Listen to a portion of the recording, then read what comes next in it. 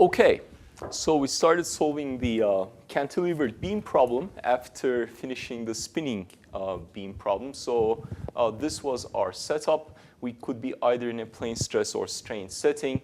If anything in between, sort of, let's say, plane stress without any stresses on the lateral surfaces along the x3 direction would be something in between that would only be a approximate scenario for us. So we can either, here, that's x3, that's x2, we can either address exact, well, to within the limitations of our approximation, plane stress or plane strain. But having said that, there's a certain thickness, there's a height, there's a length, and we are applying a vertical force on the left edge. So no body force, no acceleration. We had our boundary conditions on stress and displacement. For displacement, it's a pointwise condition on the right edge, right? It's completely fixed. The points cannot move anywhere. On the stress, we have two types of boundary conditions. Pointwise on the top and lower edges, the surfaces are traction-free, which means sigma 2 and 1 to vanish.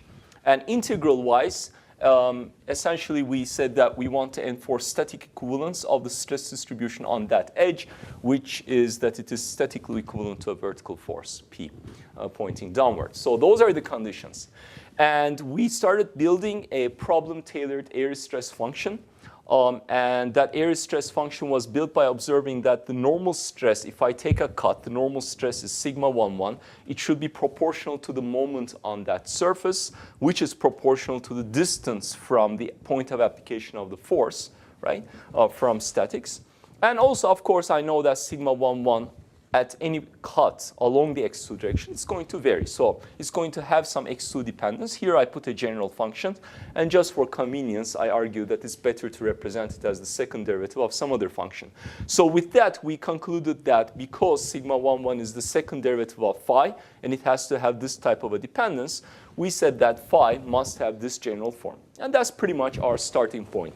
These are our specific observations, and this is now our problem-tailored form for the area stress function. So now we want to apply the boundary conditions and enforce compatibility to exactly determine the constants, or in this case, the functions in the area stress function. So first, we use the fact that sigma 2 vanishes on the upper and lower edges. And with that, we found out two things. One, sigma 2 actually vanishes not there only, but everywhere. So it's completely free of sigma 2, which is something we expect from this problem.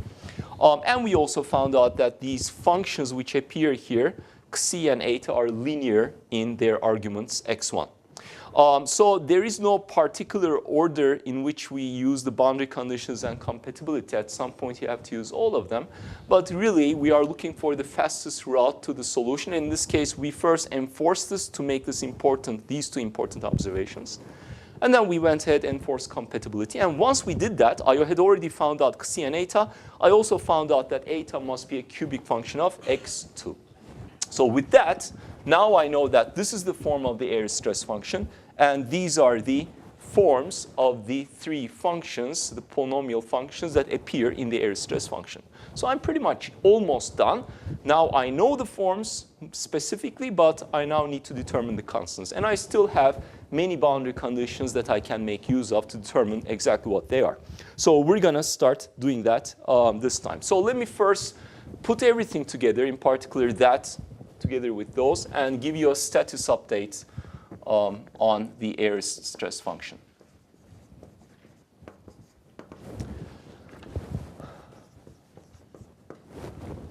Okay, so I'm just going to plug in all the expressions. So now I have x1 multiplying eta. I'm going to multiply it out.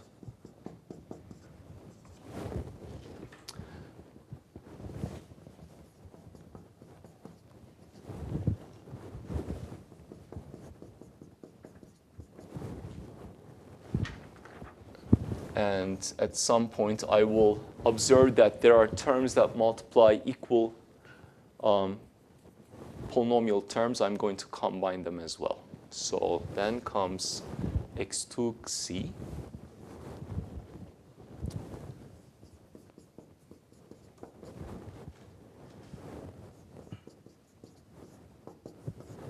And finally, zeta. Oops.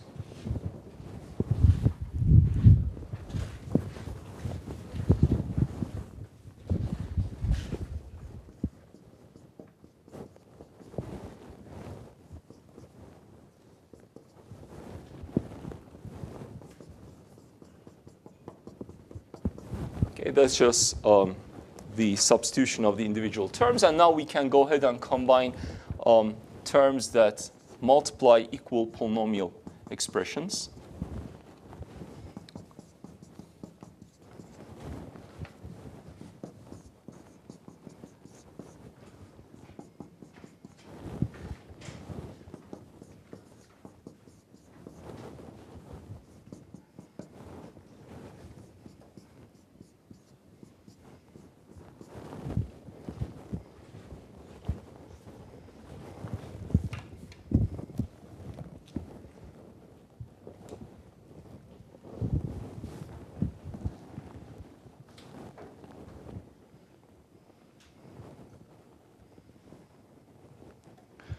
Okay, so now at this stage, there are two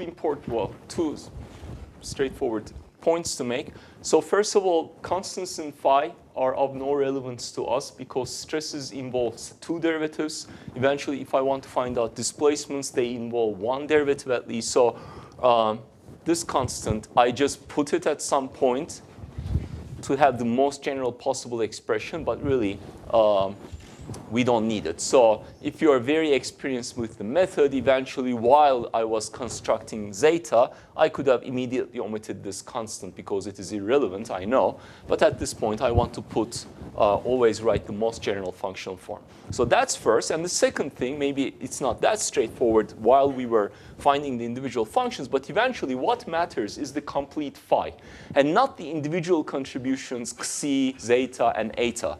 So I'm interested in these polynomial orders and the constants that multiply them. So in particular, I don't care what exactly A or D is. What I only care about is that there is a x1 times x2 term, and it has some constant in front.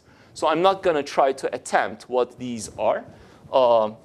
I just am going to call this one new constant E, and similarly, another, let's call this a new constant K. So I'm only interested in the values of E and K, not in the individual values A, D, etc. So having said that, now let us go ahead and make, so I'm going to make use of displacement boundary conditions when I deal with displacement, okay? So I still need to find the constants in phi, which is going to be realized in this case through stress. I made use of one pointwise boundary condition. Now I will make use of the other one, and then afterwards I will make use of also the integral one. So the boundary condition, so let's make use of last pointwise condition on stress, and that is that the shear stress component sigma 1, 2 vanishes just like sigma 2, 2 does. It should also vanish on the upper and lower edges because those are traction free. And sigma 1, 2 is minus phi comma 1, 2. So one derivative with respect to 1, another with respect to 2. So all of these terms, they die, right? I might have made, obviously, a mistake. Have I? x1? No, it's fine. All right. So one derivative with respect to b, and another with respect to 1, and another with respect to 2. So we have minus 3b x2 squared minus 2c x2 and plus e. Okay.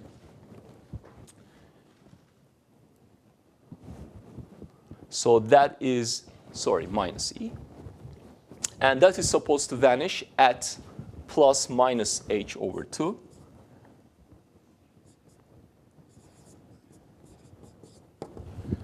So minus 3b h over 2 squared minus 2c plus minus h over 2 minus e is supposed to be equal to 0. And now, if you, of course, look at the result of this equation, right? So there is plus or minus h over 2, that's the same term, that's the same term. But the whole thing should be equal to 0, whether this is plus or minus h2. So I immediately conclude that c has to be equal to 0. And afterwards, I see that e can be written in terms of b, right? So I got rid of essentially two constants here. And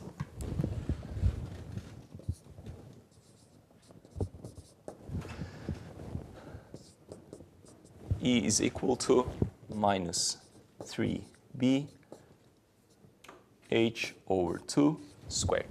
Okay, good. So I have further simplified the form of the function. Okay, so I'm going to go ahead and again, so I don't know what b is, let's say. C is gone. I need to know what e is, but it's given in terms of b. I'm going to substitute that, and there's a k and an f. So again, I'm going to make yet another status update.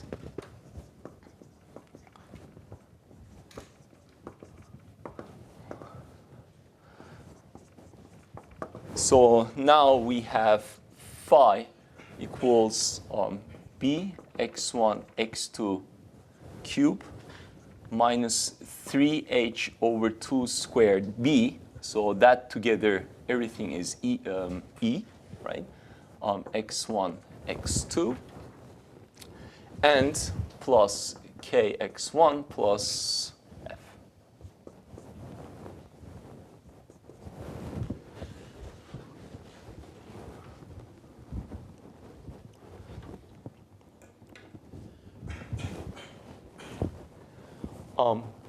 So eventually we're going to go for displacement. But since we are still going to deal with stresses and there are integral boundary conditions I want to make use of, we notice that I can take two derivatives of these quantities to find out sigma 1, 1 or 2, 2.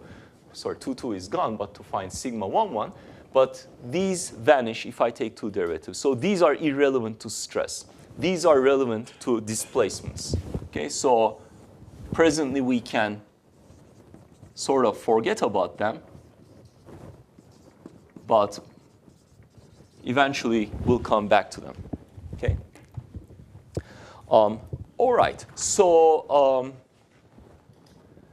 well, actually, what I really wanted to do was to give you a status update for the stress, having found what this phi is. So let me do that. So we had sigma 2, 2. Which is phi comma 1, 1. I found out a long time ago that that term was equal to 0. And now we have sigma 1, 1, which is phi comma 2, 2. And I can go ahead and take two derivatives there. It is, right, two derivatives. This one vanishes, so there's only that one. So it's 6 sigma 6b x1 x2. So, and finally, we have sigma 1, 2 minus phi comma 1, 2. And that is equal to 3b h over 2 squared over x2 squared.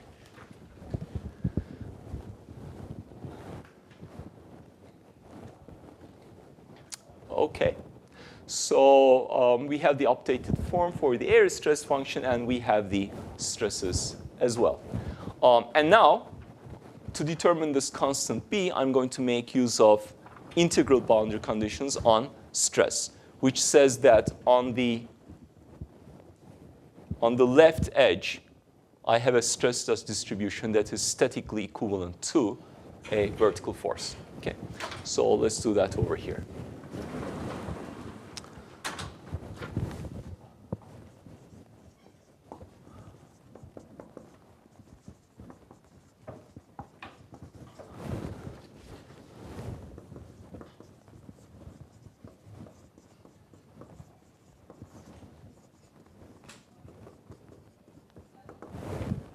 Okay, so, well, there are three conditions, right?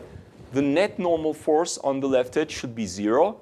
The net moment should be equal to 0. And the net vertical force should be equal to the force that I'm applying, which is P. So we are doing all of this at x1 equals 0. So when I write the stress component here, it is evaluated at x1 equals 0. Okay?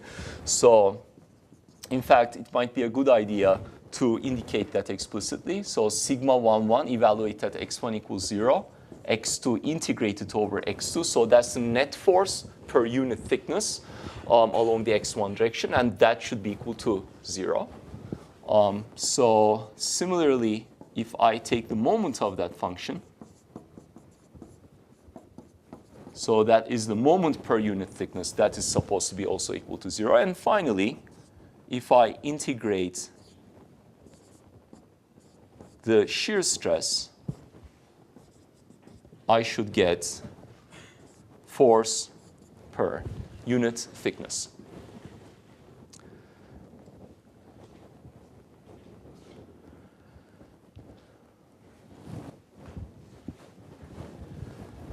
So let's see if these are satisfied, right?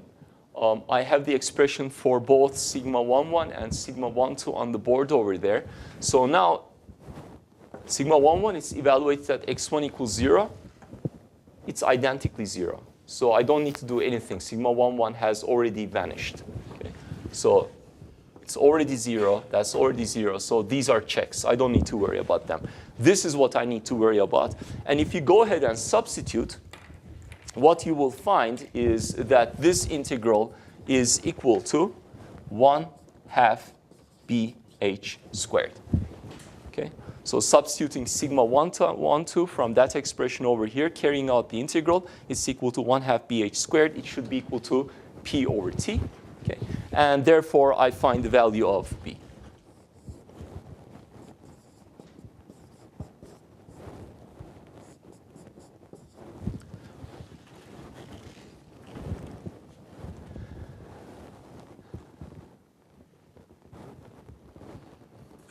Questions so far? Because we are essentially done with everything that has to do with the stresses.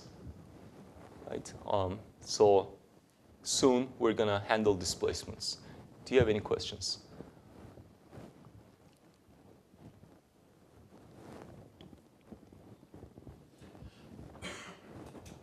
Okay. So, and in fact, all the boundary conditions that are left that we have not made use of is also they also have to do with displacements, namely the displacement on the right edge should pointwise vanish. That's the physical boundary condition. Everything else I have made use of at this stage. Okay? So that's the result.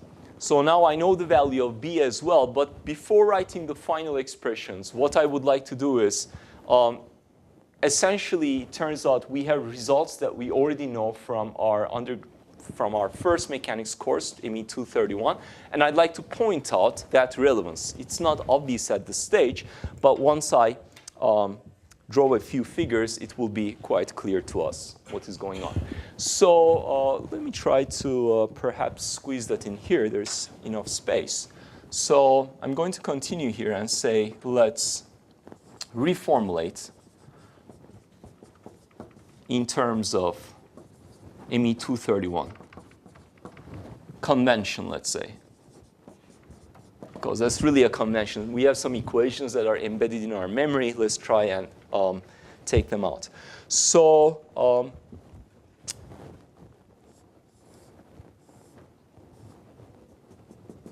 this is the beam, right?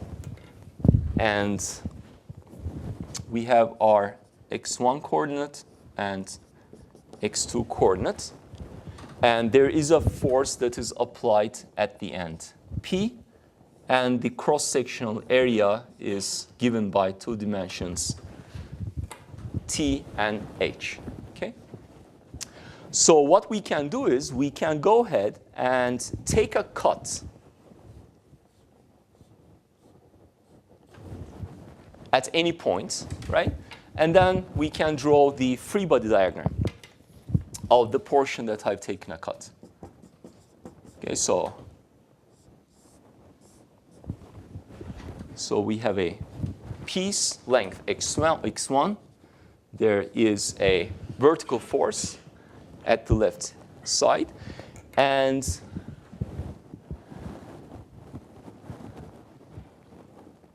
right. So now in ME 231, we had a convention for the internal bending moment and the shear stress. And the convention was that if I take a cut and if I'm looking towards the left side of the cut, the positive bending moment direction is that, and the positive shear force direction is this. So presently, so first of all, what you may wish to notice, right, independent of the location of the cut, V is always the same. It is not a function of x1, but M is a function of x1, and that was our observation to begin with, to write the area stress function. And mx1 is nothing but minus p times x1, while v is simply equal to minus p. So that is our classical free body diagram from 231. So now we should also recall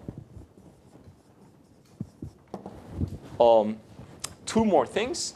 One, it's an area moment of inertia, and another one is area moment and the moment of inertia quantities. So the moment of inertia was, we called it I, and it's 1/2, in this case, T times H cubed, right? That's a quantity that appeared a lot. And the second one is the area moment. Okay. And the area moment was, let's call it Q. Now, the area moment, eventually it is not something we have to remember immediately, but the area moment had to do eventually with the transverse shear stresses that developed due to the presence of a shear force. So there was an equation that eventually involved a quantity Q, which is the area moment. And if I was, so I don't know how to squeeze that in here, but suppose I was looking at the cross section from the front, and I'm interested in the average shear stress that is developing along that line due to the presence of a shear force, internal shear force, V. Okay? So for that, we calculate the quantity Q, and that Q depends on the point at which I take this line. Okay? So it is a function of x2, whereas I is a function of the cross-section. So this quantity was T over 2, H over 2 squared, minus x2 squared. I squeeze that in there. Right? That's the area moment. So now I remember those two quantities.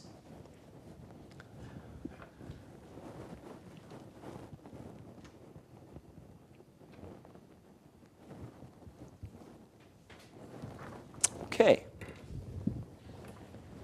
Right. I'm sure you remember that part, although it's been for you at least 2 years. Almost 2.5 years. So now we recall that. I have the expression for B. Okay. So first of all, what I want to do is I want to go to B.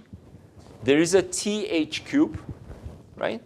So I is implicitly in there. And in fact, this quantity is exactly P over 6I.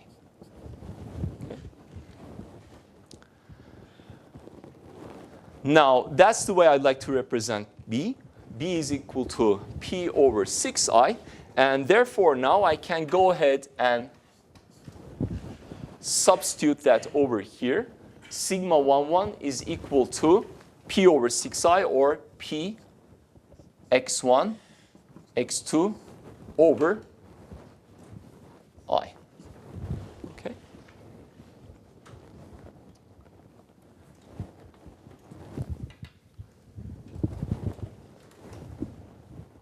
Now, Px1, x2, on the other hand, it's equal to minus m.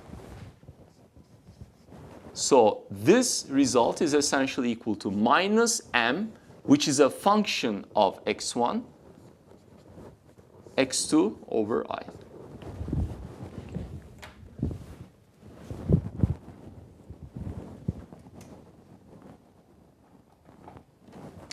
And we used to, when we had first derived that result, when we were analyzing banding, the equation was minus my over I. Y was the vertical coordinate. So in this case, that's what we have, minus my over r. If you're above y equals 0, it's compression. If you're below, it is tension. So we recovered, essentially, it turns out, therefore, the ME231 expression that we had, which we derived geometrically, is actually giving us the exact normal stress. So let's have a look at the shear stress. Do you remember the shear stress expression for transverse shear? No. OK, it's been a long time. But OK, so once I write it, you will remember. Actually, we already have it here. So h over 2 squared minus x squared, right? So q is almost there. I can go ahead and plug in b. And if you plug in b, and also you make use of q from there, you will see that this is exactly equal to, so in fact, let's do that first. So b is equal to p over 6i. So this is p over 2i h over 2 squared minus x2 squared. Okay. So p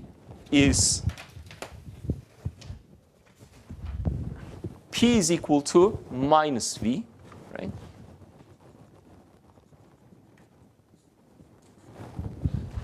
And this divided by 2 is q over t.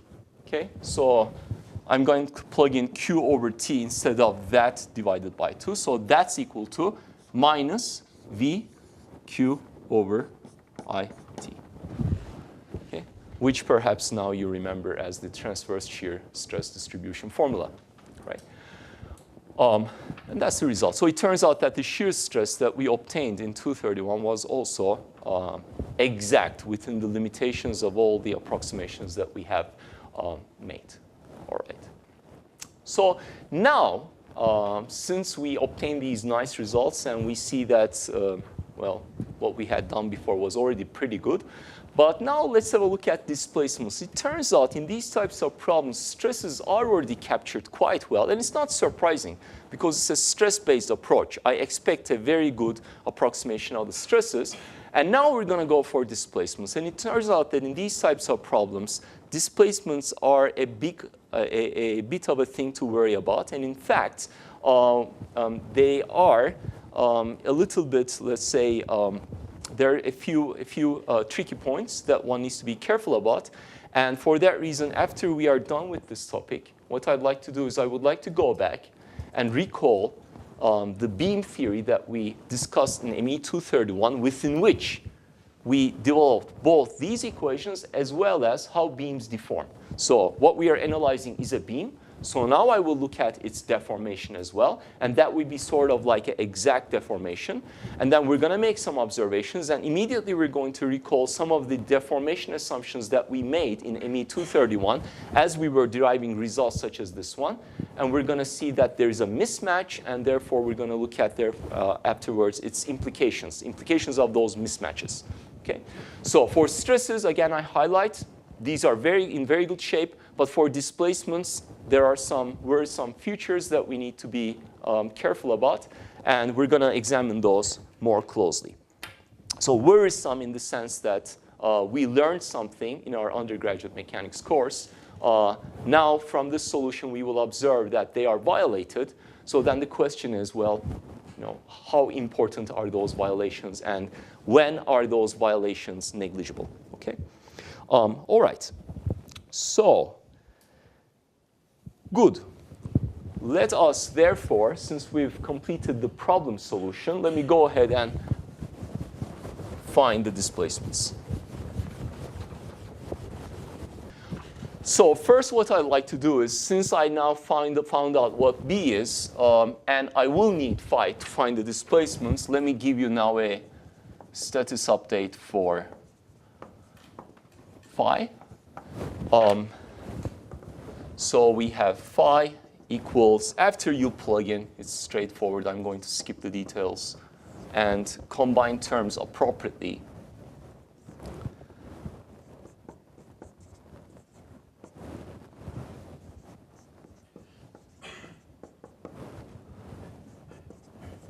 you will find this expression for phi. Okay? And now we'd like to find out the displacements, and we remember the expressions for them. So 2 mu u1 or 2 mu u2. Okay. We've done this before already, the displacement calculation as well for the spinning version of the beam. Okay, so now let's do it again. In this case, it's lengthier. The starting expressions are simpler, but the calculations are a bit lengthier. So the forms were these. These hold whether or not there is a body force, but in this case, there is no body force. So the Laplacian of this function psi is always 0, but because there is no body force, psi comma 1, 2 is simply equal to the Laplacian of phi. So let's go ahead and do the calculations. Now, I'm going to follow the same steps I did before for the spinning beam. I'm going to start with this because I can integrate then this twice. And because I know the form of phi, I can integrate twice, get a general form of psi, substitute it in there, make a constraint, and find out what psi is essentially. So the first step, psi comma 1, 2 is equal to Laplacian of phi, phi comma 1, 1 plus phi comma 2, 2. Okay. Comma 1, 1. All of the other terms vanish. So comma 1, 1 also vanishes. So there's only comma 2, 2 that I need to worry about this term. And that is equal to P over I, x1, x2. Okay.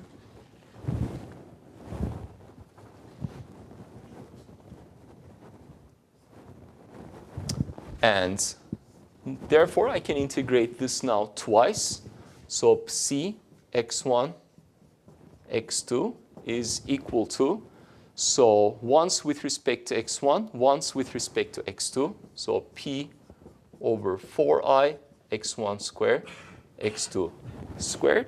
And now I could have a general function of x1 and a general function of x2.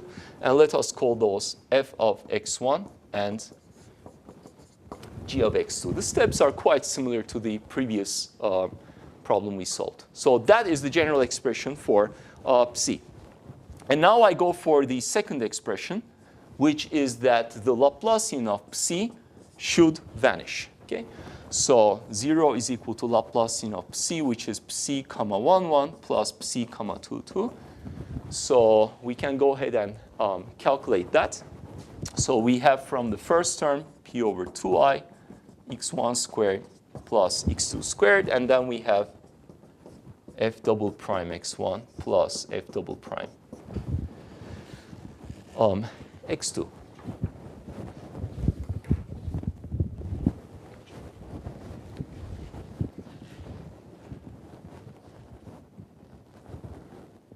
Okay, so function of x1 alone is supposed to be equal to 0, so they better be equal and opposite in sign. So this is minus p x1 squared over 2i. Similarly, this is going to be minus p x2 squared over 2i. Okay, so that this holds for every possible choice of x1 and x2. But that's not the only thing, right? Remember, even if this was not there, this could be a constant, and this could be minus that constant. So let's call that plus a and minus a. Okay? And now I can integrate f and g separately. F of x1 integrated twice with respect to x1. That would be minus p over 24i to x1 squared plus some constants of integration, let's say c1x plus some other constant. And similarly, I can integrate the function g. So it's minus p over 24i x2 to the power 4 minus a over 2 x2 squared plus c2. This was supposed to be x1. I corrected it. So that's x2 plus some constant. Okay.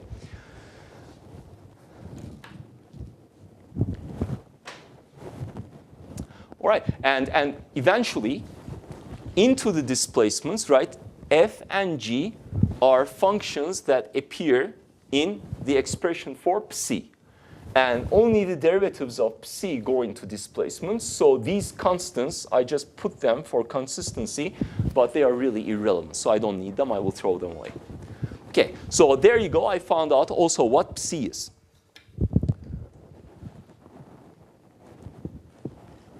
So in fact, let's now go over here and erase, let's say, this part. So we have the form for psi, okay? Fg substituted there. I already had one term in psi. I'm going to put all of them together, combine terms, and write the final expression.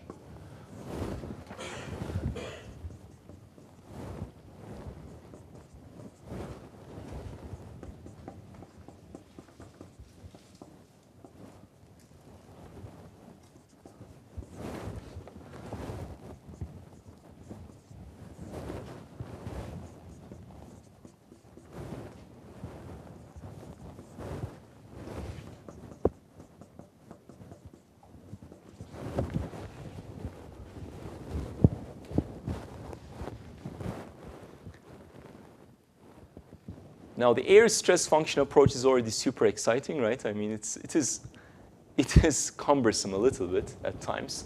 But in my opinion, up to displacement is quite neat. And even the determination of this function psi is not too bad. But eventually, when you deal with displacements, it is a little bit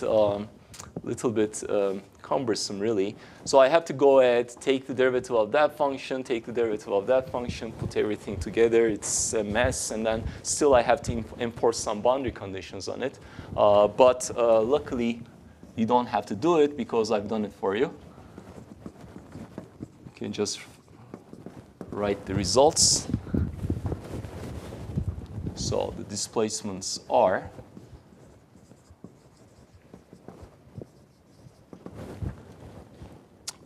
okay, I'm skipping the details, directly writing down the final expression. So we have 2 mu u1 and 2 mu u2, and everything put together for you.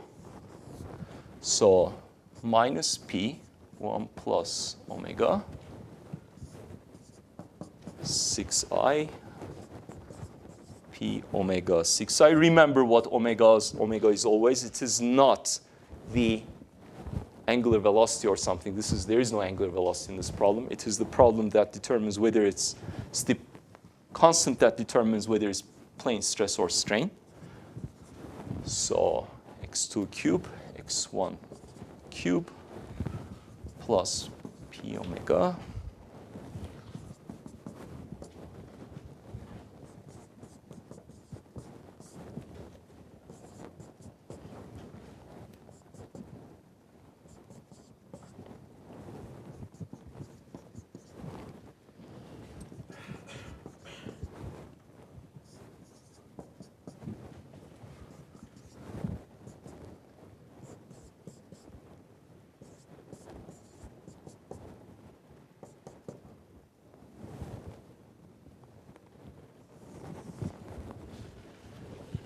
So that's the bulk of what I want to write.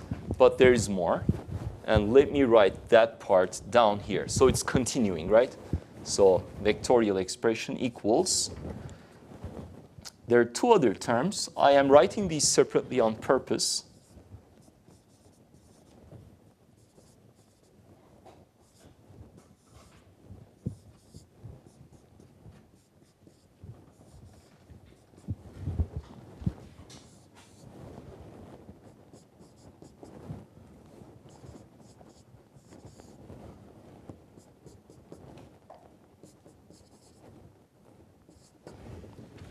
Okay, there you go.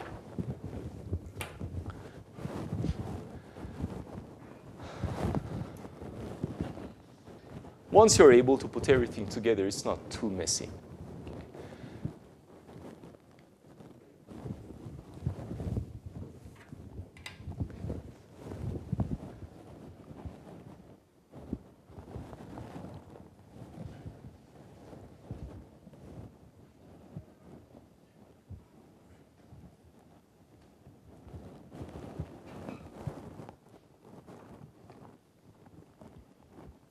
Okay, so now here, there are two sets of terms, right? There is this one, the major variation, and then something that is at most linear in the coordinates. And I put everything suggestively together.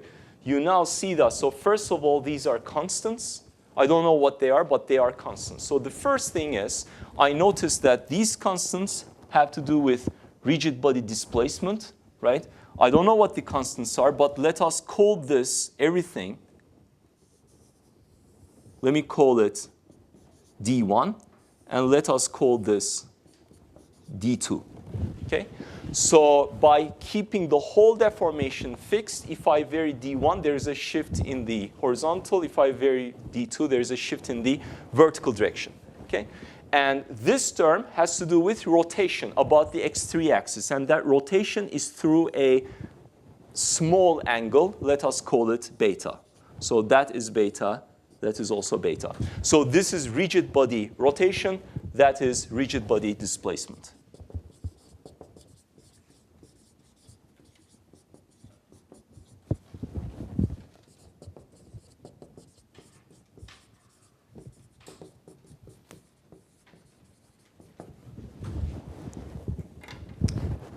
And I'm really concerned not specifically with the particular value of A. I am concerned with this value beta. I want to constrain it. And similarly, I don't really care what the individual values of K and C2 and C1 and F are. I am only concerned with constraining the final displacement field through D1 and D2. So only the final lumped constants matter to my solution. Okay? All right, so that's the setup. But that is the general form of the displacement, okay? So which we obtained through this equality. But there are free constants in there, right? And the free constants, there are three of them. Beta through A, D1 and D2, which together represent rigid body motion. And now I have to constrain rigid body motion because the same stress field, right? I have a beam, and this beam is bent. This beam can shift up, down, left, right. The stress field does not change. The displacement field just gets translated. So to have a unique displacement field, I need to have precise values for D1, D2, and eventually for beta. Now, the way we are going to do that is we are going to go back to the problem and look at the point-wise physical boundary conditions on displacement on this right surface. This right surface is where x1 is equal to L. So at x1 equals L, for any value of x2, the displacement is supposed to vanish. All right? So let me go ahead and take these displacements, and I will write them yet again. If you want, you can skip some writing and just look at what is developing. It's fine. But first, I will try to evaluate the values of displacements after I plug in x1 equals L and see what I have.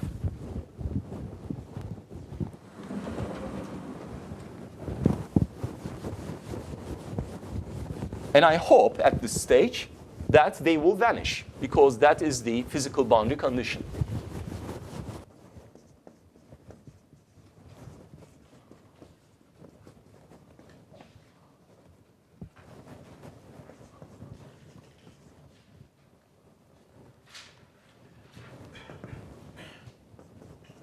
So we have the pointwise conditions which say that U alpha at x1 equals L for any value of x2 should vanish. So we have 2 mu U1, 2 mu U2, L x2.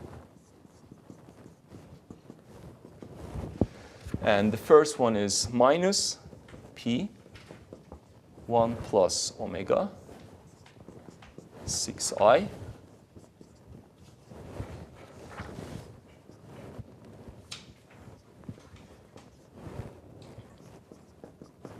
All I'm doing is just substituting x1 equals L in those equations. That's all. Nothing fancy.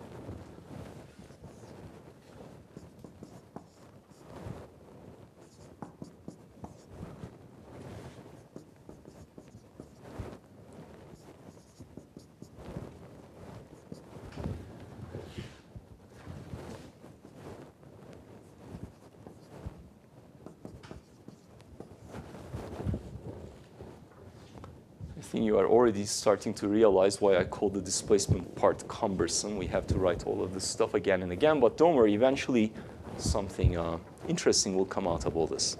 So you can fill in the blanks afterwards if you like. I'm going to keep on talking. So if you look at this expression evaluated at x1 equals L, for both u1 and u2, there are terms x2 remaining, right?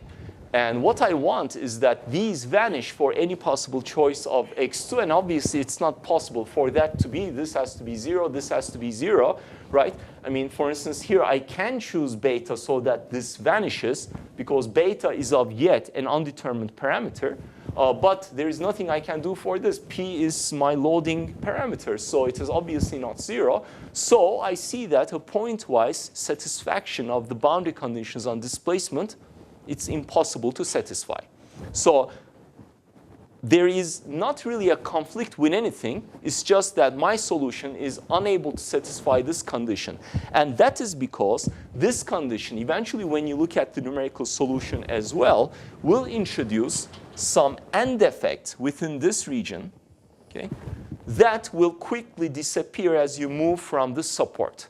So if I really wanted to enforce it pointwise, I need to have a solution to begin with that is able to capture the end effect, which will also reflect itself into the stress fields. But my stress fields intrinsically are those that are resolving the portion away from the end. So I am already omitting these end effects. Okay? So in some sense, there is no inconsistency. This sort of thing was expected from the outset. But I need to do, of course, something about it. So in particular, I need to make a choice. So before, a choice regarding how to really deal with this situation. So let us first say that we cannot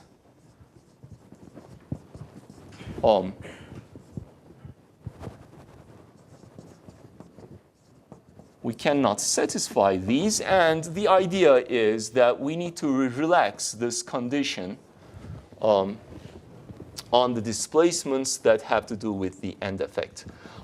Before I go into the particular choice, let's make a brief pause, okay? And go back and calculate that something that we have mentioned a few times already.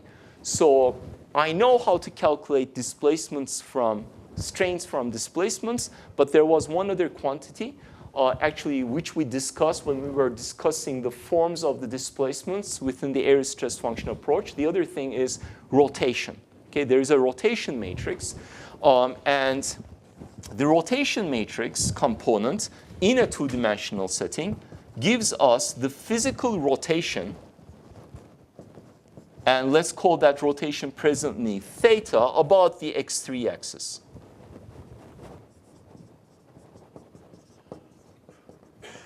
So the strain matrix components tell us something about how much things stretch or they deform due to the presence of stresses. The rotation matrix tell us how much things rotate without inducing any stress.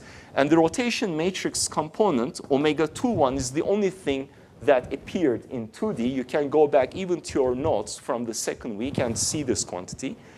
And also in the discussion of displacements within the area stress function approach. So this is the expression for the rotation matrix component. And that component we have called early on theta or beta, just some angle. And that angle is a small angle of rotation about the x3 axis. So what I will do is first multiply everything by 4 mu. Because if I multiply everything by 4 mu, here I will have 2 mu u2 comma 1 minus u1 comma 2. And my displacements have this 2 mu coefficient. Okay? Now I'd like to calculate theta as a function of x1 and x2. These have already been evaluated at x1. I don't want to make use of these because I need to take derivatives with respect to 1. I need to go back to the original functions. These are the functions that I'm dealing with. Once with respect to 1, once with respect to 2. I'm putting the final result here. It's really, although the expressions are lengthy, because of these derivatives, they simplify to something more compact, and this is the result.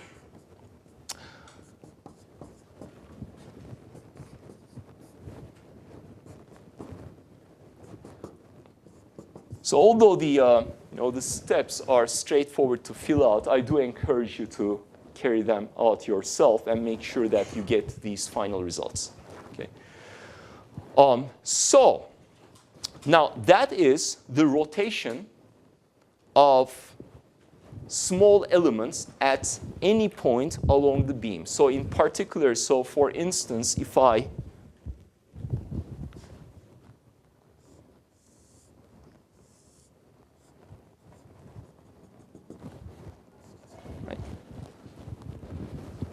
apply a force, this thing will bend.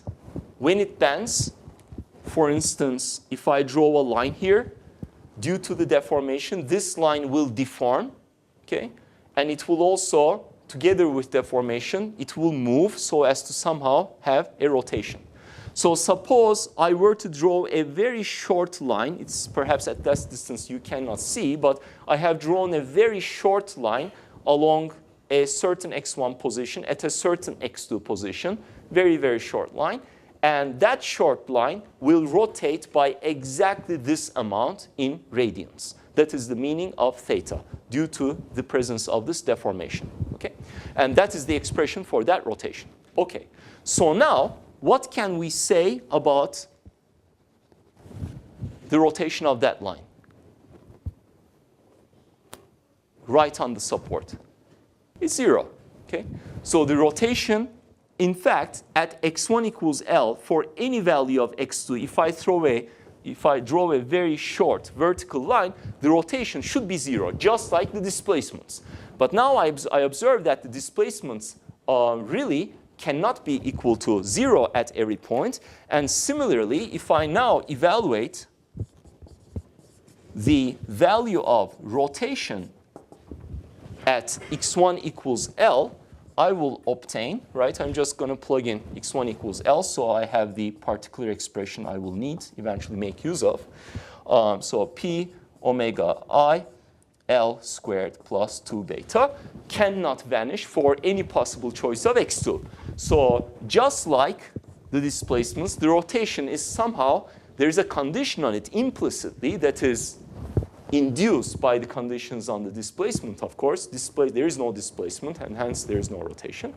But it also cannot be satisfied. Okay. So now, how do we relax these conditions? Now, the idea was, right, I had 3 constants in my displacement. This is the displacement evaluated at L. Let me highlight that so that I don't make a mistake afterwards while referring to it. Okay. But nevertheless, it shows the constants I'm looking for. I'm looking for beta, d1, d2. To determine 3 constants, I need 3 equations. Now, I have 3 quantities that I have dealing with. I am observing u1, u2, and theta, evaluated at x1 equals L. Okay? Ideally, point-wise, they should vanish, but they don't. So what I'm going to do is I am going to, since we are looking for 3 unknowns, these 3 equations,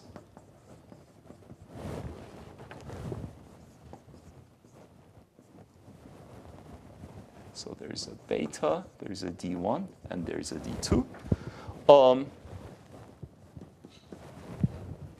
We can think of some solutions. Now, the first thing you can think of is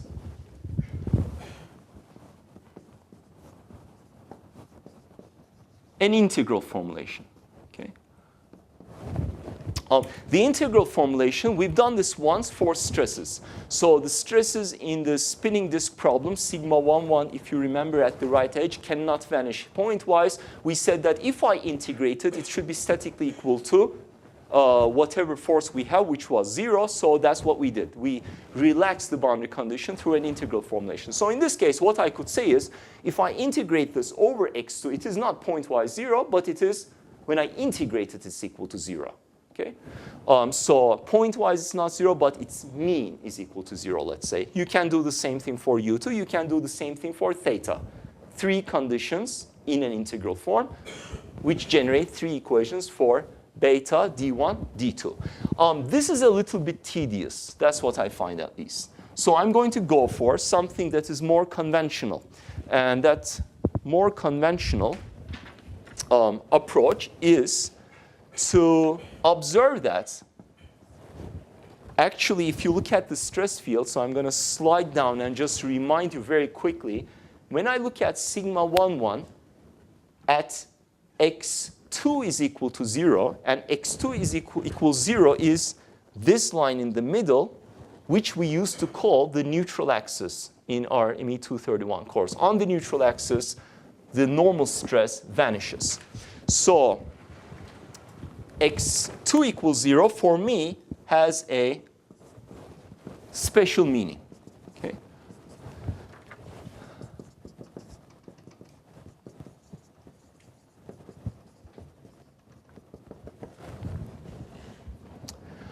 Therefore, what I'm going to do is at x1 equals L, after I plug in x2 equals 0, I will expect vanishing displacements. This is my convention. Okay? I need to make a choice. I cannot satisfy vanishing displacements and rotation at every point. I'm going to make sure that u alpha and theta vanish. So I will enforce them to 0 at x1 equals L, x2 equals 0, which will deliver me the 3 equations that I'm looking for. And if you do that, you can determine the constants. You can start with, for instance, by going to rotation. Rotation, when I plug in x2 equals 0, has to vanish, right? That is a pretty simple result. So that equals 0. x2 is equal to 0. It's gone. So beta is equal to pw L squared, p omega L squared over 2i. Okay, so beta is equal to p omega L squared over 2i. Then you can look at u1, and at x1 equals L, x2 equals 0, it should vanish. Okay, x2 equals 0, x2 equals 0, it's gone. d1 is equal to 0. That's easy. And for u2, you will also find that d2 has to be equal to minus omega pl cube over 3i over 8i.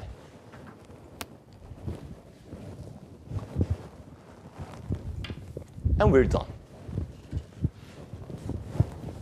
Okay, so once we emerge through the mess of displacements, as I said, personally, I enjoy the part up to the displacements. Displacements are a bit tedious, but eventually you crank through them. And now the whole solution is set. We can have a look at the big picture, the big solution that we have put together, and try to make sense of it. Okay, and that's the last thing that we are going to do now. So what have we done? After all of this, what have we obtained? And how does that relate to what we have learned about 2.5 years ago together? And so let me summarize that. So mechanically,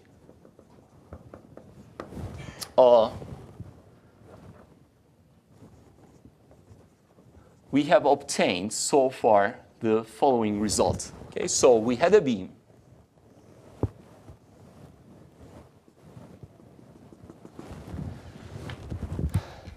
And we had the neutral axis at x2 equals 0. This is our latest interpretation, right?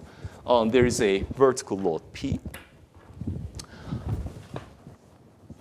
And in terms of displacements, what we have done really by enforcing the conditions we have, what we've done is,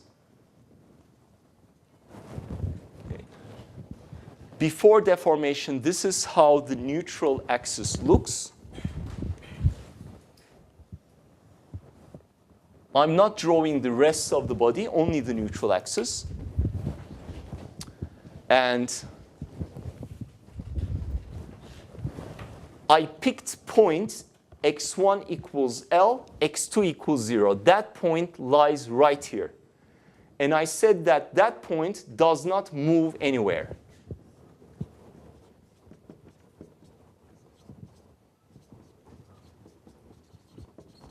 Okay? These two conditions. Okay? And I've determined D1 and D2. And then I have also implicitly drawn a line. And I've said that this line does not rotate. And I have obtained the value of beta.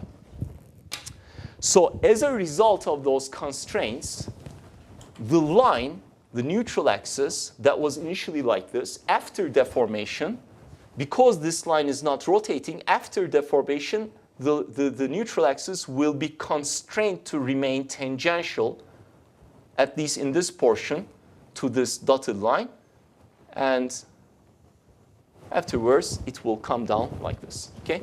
So that point has not moved. It has not rotated. So the red dashed red line, which represents the undeformed version of this line, after deformation is supposed to look like this. If I had made some other choices, that is not necessarily the case. If I had made some other choices, the picture might have looked different because the displacement and the rotation conditions are different. In particular, this green line, or this dotted red line, which represents the undeformed version of this, could have shifted up or down, even at that point. And after deformation, its slope here is not necessarily equal to 0. That could have been the case. But it's not because of these conditions that I have chosen. Okay, so that's mechanically what we have done. And I've done that because, of course, when you look at this picture, it is something that you can understand from your expectations from 231. You expect a deformation that is like this, but that expectation is not because of the general mechanics of the problem. That expectation is based on what we had assumed in ME 231. And next time, we're going to come back to that and recall those expectations or assumptions, underlying assumptions. Okay. Now, that displacement, of course, is exaggerated. But what I can do is I can calculate this displacement also. Let me call that delta at this point. So delta is equal to minus, because U2 is positive upwards, so displacement is downwards, and I want to have the magnitude, I called it delta, U2 of 0, 0. Now, although the function for U2 is rather ugly, once you evaluate it at 0, 0, the result is pretty simple, and in fact, it is nothing but minus d2 over 2 mu. And that's equal to, after you plug in the expression for d2, it's omega pl cube over 6 mu I plus ph squared L over 16 mu I.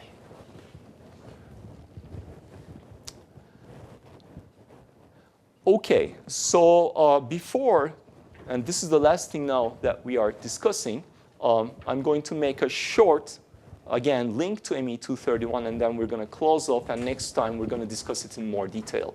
But presently, I'd like to do two things. First, I'd like to take PL squared mu I terms outside. Okay? In fact, PL cube. So 6 mu I.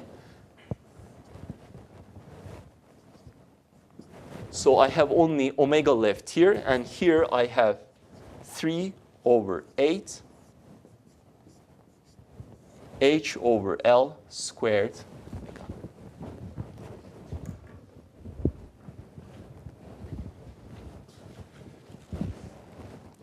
So the tip displacement takes this form, but in that form there are really two terms, and it turns out that one of the terms, it's always there, but the other term becomes increasingly less important as the ratio h over L goes to 0, which means that, let's say, the length is fixed, this thing becomes thinner, thinner, thinner.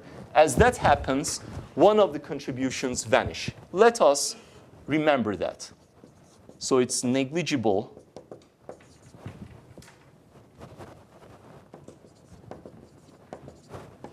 if H over L is much, much less than 1. Okay? Now, the second thing I'm going to do, and a more concrete interpretation will become more clear next time when we make our discussion on the beam theories, and also when you eventually work on a homework problem. I'm going to call this contribution delta N, and this contribution delta S. Okay? Delta S contribution is the one that eventually vanishes if H over L is much less than 1. And it turns out, and this is the interpretation that we will talk about, in fact, the interpretation is already in our problem somehow, but it's easier to see it eventually within the context of beam theories. The interpretation is that this term comes from the internal bending moment, and this term comes from the internal shear stress, right? So this force at any cross-section causes a moment, P times x1, and a shear force of magnitude P. Shear force eventually causes a tip displacement of this much, and moment causes that. So this is associated with transverse shear force. Okay? So the moment eventually causes normal stresses that eventually accumulate and cause a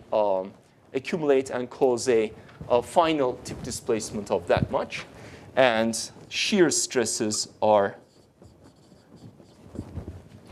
responsible for delta S. Okay, let me highlight here that interpretations here will follow.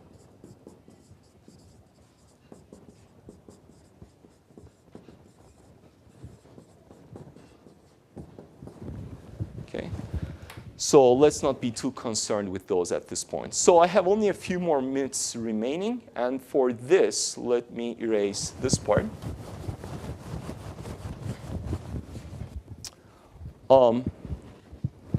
Okay, so I'm going to look at these two terms individually, delta N and delta S. Right? So delta N is omega over 2 mu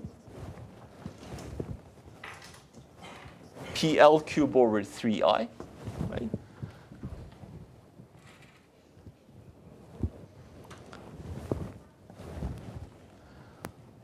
I'm going to assume plane stress because I want to get an equation for deflection, and plane stress is the underlying assumption for that displacement expression in ME231. So my expressions hold whether it's plane stress or strain, but I'm assuming presently plane stress just to make or recall something. So in that case, omega over 2 mu, because it's plane stress, it becomes 1 over 2 mu, 1 plus Poisson ratio. Omega is 1 over 1 plus mu. And therefore, that result is, you will, of course, not remember, but this is nothing but 1 over E, the Young's modulus. All right? So delta N for plane stress is really equal to PL cube over 3EI.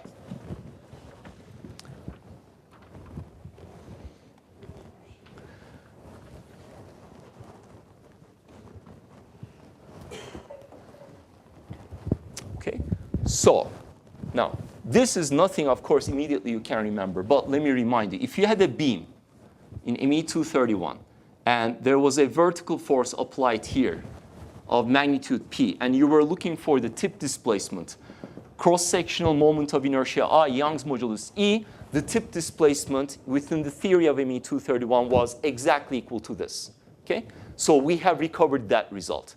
That derivation was based intrinsically on the existence of only sigma 11 as a normal stress. In our setting, it requires a plane stress assumption. We made that assumption, and we derived the result. If it's plane strain, 231 derivation did not allow for it, but we, again, have a result for that as well. So in some sense, we are already more general. But now we have something more. The tip displacement in ME231 was only this, whereas in our result, that's only a certain portion of the result. There is another portion, and that's because in ME231, that initial derivation assumed that the beam is very, very thin compared to the length. In other words, it was not, let's say, declaring that there is no such contribution. It was really declaring that even if there is such a contribution, it is negligible. And therefore, it said that delta is equal to delta n. But presently, we don't have to make that assumption. So this is only the normal contribution. I can also go ahead and calculate delta S. So delta S is pH squared L over 16 mu. So instead of I'm going to plug in the actual expression, eventually to obtain a more useful form, 1 over 12 TH cubed. So we have 3 over 4 PL over mu HT. And HT is the area of the cross section. Let's call it A. It's a constant that I introduced before, but it's decayed long time ago. So I'm just going to call that A. And therefore, delta is 3 PL over 4 mu A.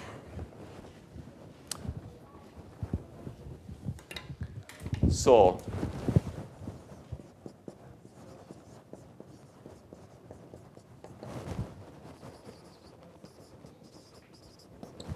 that's our new term. And I'm writing it explicitly and specifically in this form because eventually this form is something we are going to make use of.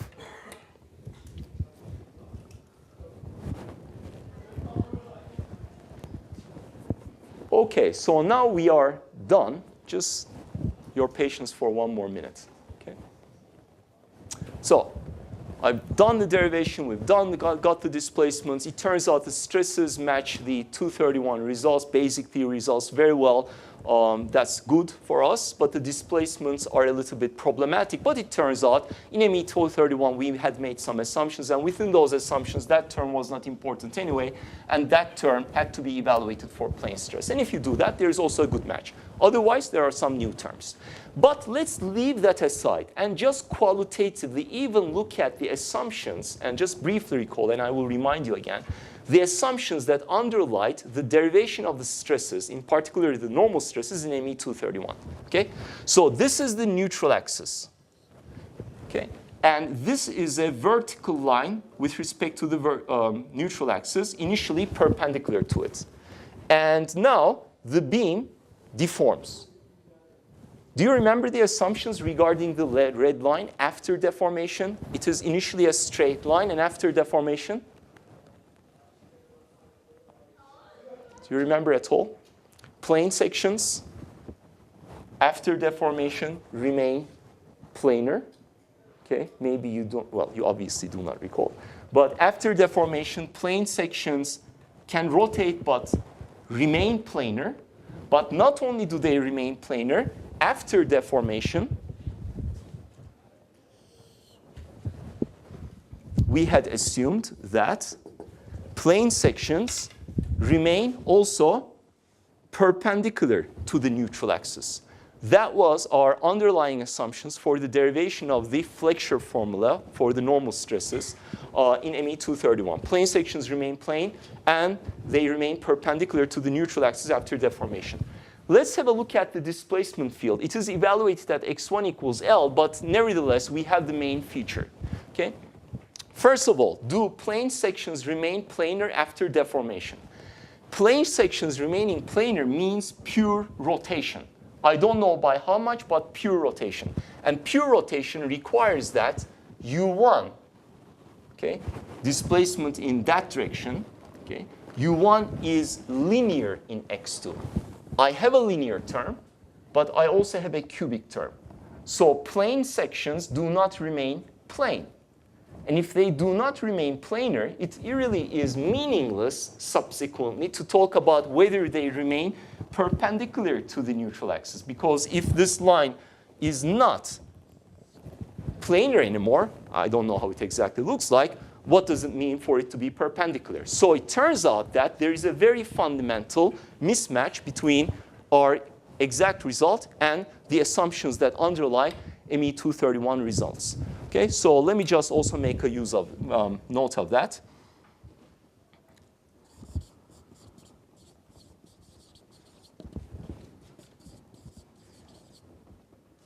So initially plane sections, let's say.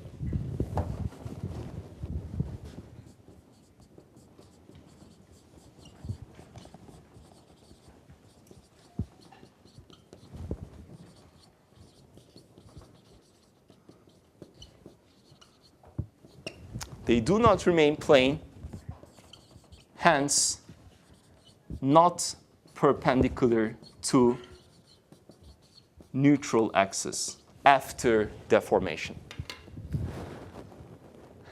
And this is yet another observation that is good to make at this stage, because next time we are going to build upon these observations. All right. So as tedious as it was, I think this was a very good problem. Again, it allowed us to experiment with how to construct the area stress function. That is really at the heart of the whole thing. And afterwards, we wrapped up with all the details, but we were able to obtain the complete solution and make a relation to ME231, which I always try to do. Okay. All right, so we're done. I'll see you next time.